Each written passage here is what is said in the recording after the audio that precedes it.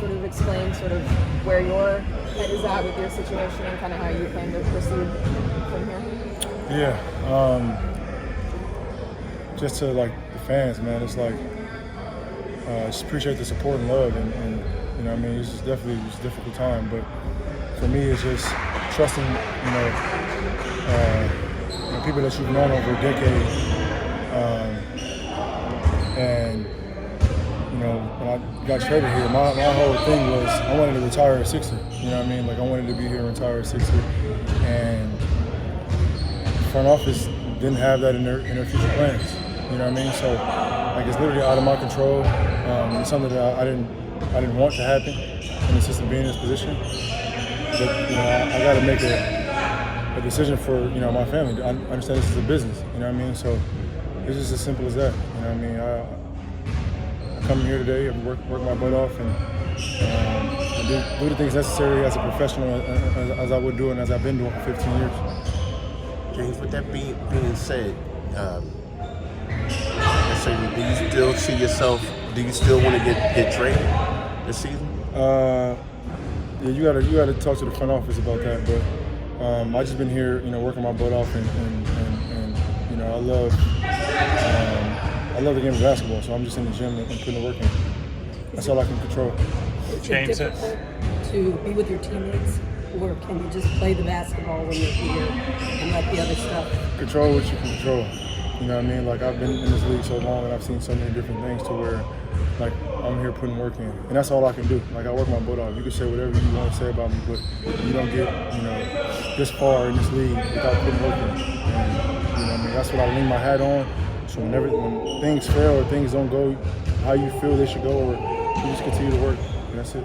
James, at what point do you feel like the lines of communication were fractured and this trust was lost between you and the front office?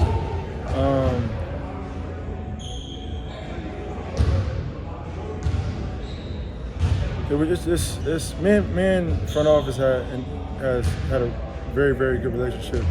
Like I said, for a decade. So there was constant communication. You know what I mean? And there was no communication. Once we lost. So after the playoffs, you're saying? James, to that point, I guess, do you intend on playing on Monday or again? I'm still ramping up. You know what I mean? Like I'm still ramping up, trying to get myself in the best shape. I feel really, really good. You know what I mean? But there's another level I feel like I can get to, and that I am going to get to. I'm sure there's I think one more preseason game after that. So I still. Yeah, 2 now, but yeah. No, after. Yeah. So I'll ramp it up and try to play the last one just to get myself in game situations and get used to the physicality of defenders bumping you or whatnot, the speed, the tempo, all that good stuff. So I think we got a good plan in place. James, do you think that you and you said the front, you had a relationship for 10 years? Do you think this is something that can be repaired? No. It can't. And why? Why is it dead? Why do you think it can't? And it's not even. This is not even about this situation. This is in life. Like when you lose trust in someone, you know what I mean? It's like a marriage. Like you lose trust in someone, it's like how, you know what I mean? So, it's pretty simple.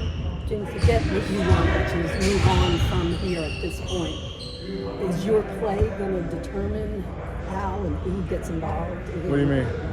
Like playing games to be able to move. Like I said, I can control what I control. I take it one day at a time and focus on, every day is a new day. So, but my plan is to play basketball, yes, for sure. What made you, after not coming to media day and then missing that first practice in Colorado, what made you then say, okay, now I do want to join the team? Like, how did that decision? Well, it was discussions between my representation and the team. So there's a plan in place. And then in order for me to practice, I had to go through physicals and things like that. So that's why I wasn't able to participate in the first practice. But with that being said, I guess like going through practice and things like that, like have you been picking up on Nick Nurse's like schemes and styles and things like that? Great. Nick is very versatile. He's a player's coach. You know what I mean? Like he understands it. And thus far, just I've known a little bit. When he was a G League coach in Houston. But this, obviously he's won the championship and he sees the game different. And I'm a fan of it. So So, was there any relationship in Houston like before? No, it wasn't a relationship, but just having conversations with him these last few weeks has been it's been impressive because just he knows the game of basketball, and so yeah. Where do you see the most difference between last year's system and Nick's system? I think it's more spacing, more opportunities for everyone, and just unpredictable. You know what I mean? Like he literally can change things up on the fly, and things in 1, 5, 6, 7 possessions aren't going right, or in one quarter he can change it and making adjustments. Which is very difficult to do. You know what I mean? But he's very, very good at that. James, your comments about, we've heard all what you've said about Daryl up to this point, I guess. Do you have any issues, just for clarity's sake, with other people in the organization, or is this between you and Daryl specifically? This is